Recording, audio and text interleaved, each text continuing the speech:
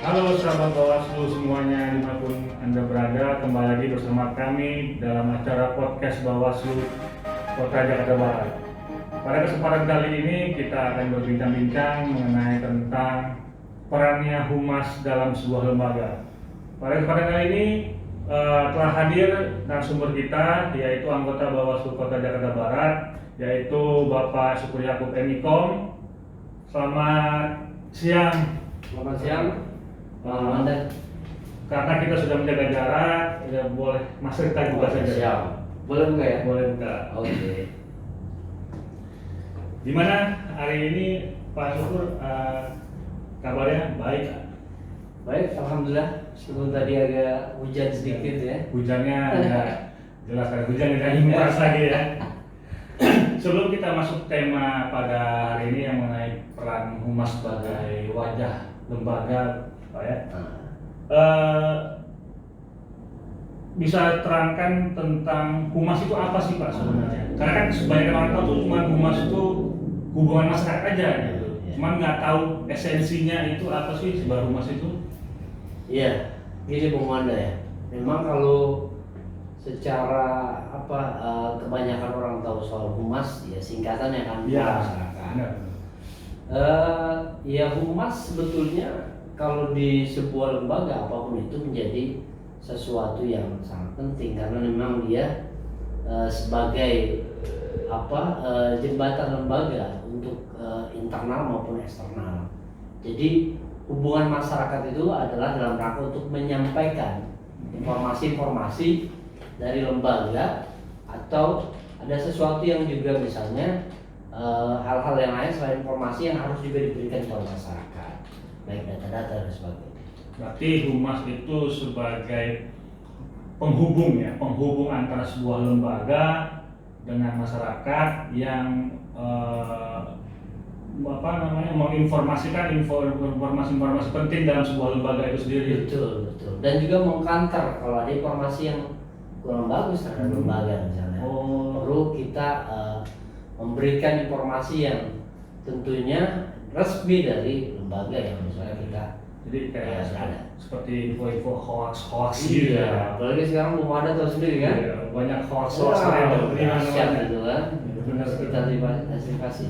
Nah, berikutnya setelah Bapak jelaskan humas apa, fungsi humas itu apa tuh Pak? Fungsi dasarnya? Ya, sebenarnya kalau bicara fungsi itu yang tadi saya sampaikan bagaimana humas itu memberikan informasi kepada halayak umum dari kegiatan-kegiatan kita dari lembaga misalnya apapun itu yang menjadi informasi untuk publik kita informasikan dengan baik sehingga sampai kepada masyarakat. Jadi dalam sebuah lembaga itu peran fungsi humas itu sangat penting. Ya, itu untuk misalnya eksternal ya. Tapi untuk internal ini penting juga sebenarnya. Humas itu fungsinya bagaimana kita semacam membuat harmonisasi di dalam satu lembaga nih. Misalnya kan kita lembaga Bawaslu nih, ada beberapa terdiri dari kodim-kodim ya. Ada kodim pengawasan, sumber daya manusia, sengketa, kemudian ada kodim penanganan pelanggaran yang semuanya itu harus kita harmonisasikan sehingga nanti apapun yang muncul soal berita kegiatan sebagainya itu di bawah naungan humas untuk memberikan informasi kepada publik. Jadi harmonisasi itu penting. Salah satunya fungsi internal itu. Makanya peran humas itu menjadi sebuah wajah suatu lembaga ya, karena humas itulah yang mengenalkan tentang lembaga itu kepada publik itu disebut dengan wajah suatu lembaga. Ya, nah memang berarti fungsi humas itu sendiri itu memang sangat dibutuhkan ya dalam suatu lembaga. Betul. Nah, kita berbicara humas di dalam ruang lingkup Bawaslu, terutama Bawaslu Kota Jakarta Barat, Pak. Seperti apa humas di Bawaslu Jakarta Barat ini biar sahabat-sahabat dimanapun yang nonton ini mengetahui gitu? Ya, kalau humas Bawaslu Jakarta Barat kita eh, sudah lengkap ya, maksudnya wadah yang kita untuk penyampaian berita, informasi dan sebagainya, seperti website, kemudian juga media sosial baik Twitter, IG, kemudian dan yang lainnya itu ada semuanya. Jadi setiap apapun pasti kita informasikan di media sosial kita dan juga di website kita.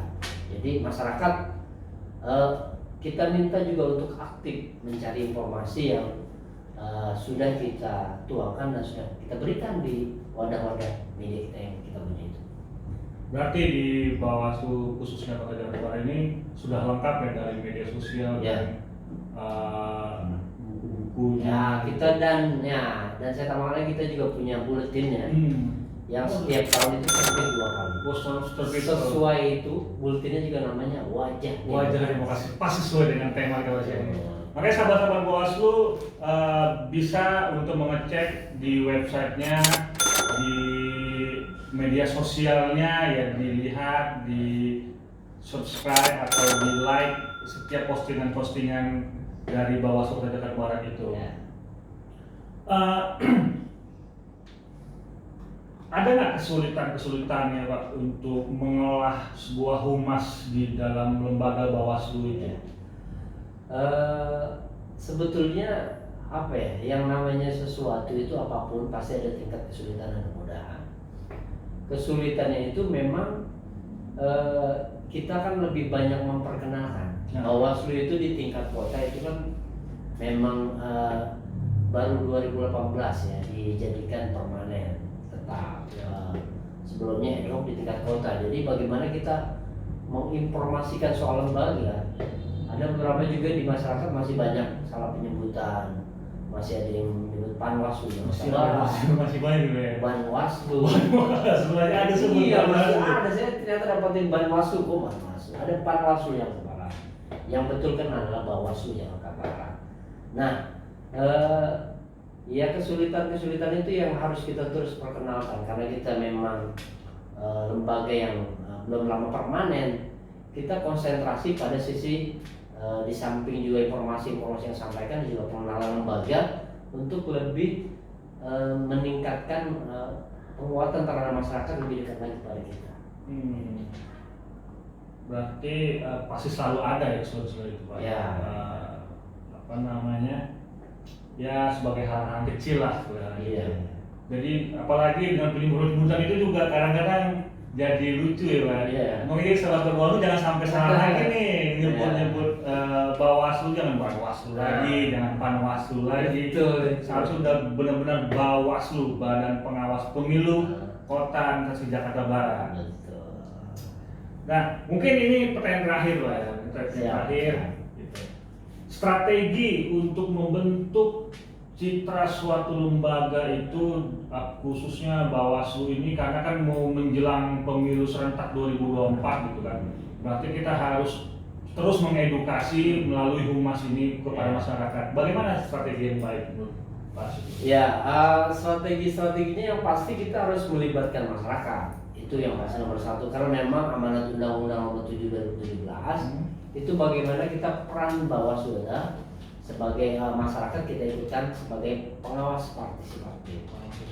Salah satunya yang kita lakukan ya banyak. Kita kan ada di teman-teman internal Kota Bawaslu Jakarta Barat, ada kegiatan-kegiatan webinar, kemudian kegiatan webinar yang banyak mengundang pakar dan sebagainya, kemudian ada podcast yang juga kadang-kadang bersama milenial dan juga bersama pakar.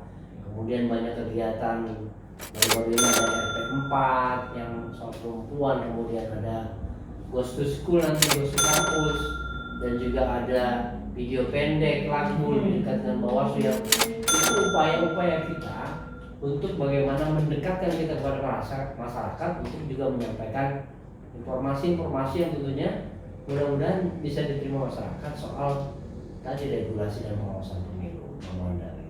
Berarti hampir dari semua segi, misalnya dari acara ya langsung turun ke bawah, gitu, mengenalkan Bawaslu ini, dan untuk bagaimana menghadapi pemilu nanti di 2024. Ya,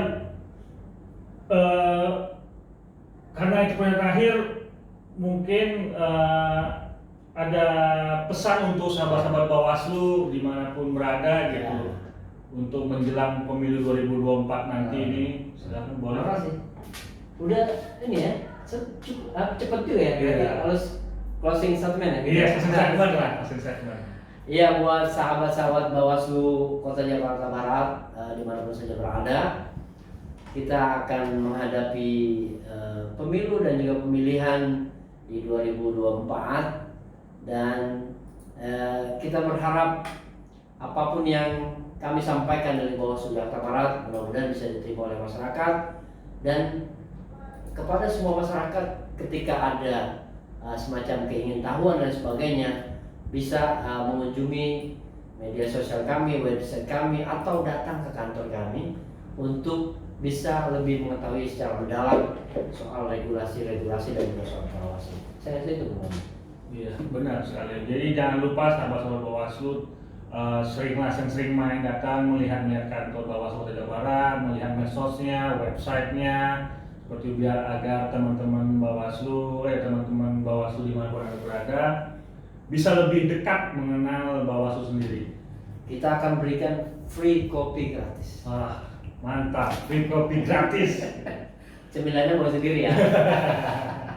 Baik, terima kasih Pak Syukur atas waktunya. Udah memberikan edukasi, memberikan pengetahuan tentang humas, tentang peran humas, seksualitas dan strategi-strategi untuk menghadapi 2024. Ya baik, demikianlah sahabat Bawaslu perbincangan kita pada siang menjelang sore hari ini. Terima kasih telah menonton video ini. Jangan lupa subscribe, like, and share kepada teman-teman, keluarga, sahabat, siapapun gitu.